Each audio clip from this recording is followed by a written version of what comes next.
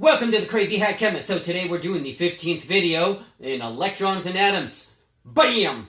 So today we're going to be talking about atomic orbital shapes, specifically the p-type orbital. Okay? This shape of a p-type orbital is lobed, otherwise known as a dumbbell shape. Okay?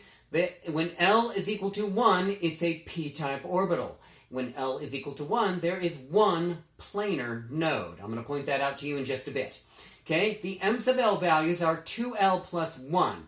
That equals 3, right? Because L is equal to 1, that's 2 times 1, that's 2, plus the 1, that's 3. So there are 3 orbitals. Those 3 orbitals are aligned along the XYZ axis. That is, one is aligned of the m sub L of negative 1, m sub L of 0, and m sub L of 1. Okay, 3 individual orbitals are the px, py, pz on those xyz plane.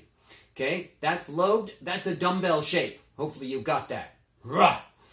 Okay, and then these are the 3 px, py, pz orbitals. And you can see that the first one on the left-hand side is along the x-axis. The second one in the middle is along the y-axis. And the third one on the far right-hand side is along the z-axis.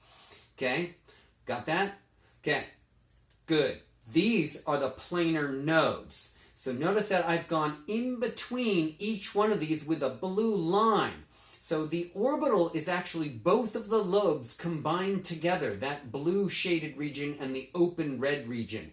Each one of those, the px is one orbital, but both lobes equal one orbital. The py, both lobes equal one orbital, and the pz, both lobes equal one orbital.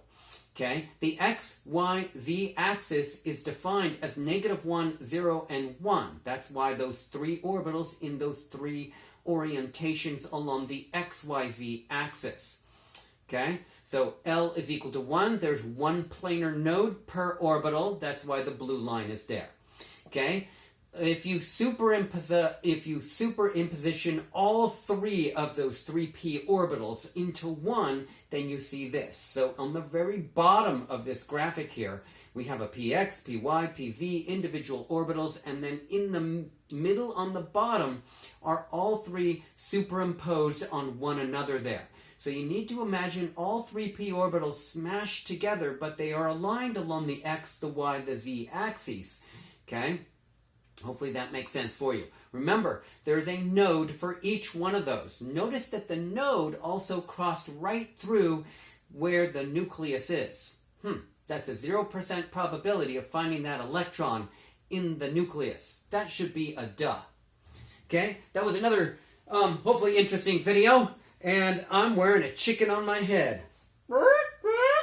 I hope you have a great day. Give me a thumbs up if you like that. Subscribe to my YouTube channel. Have a great day. Bye now.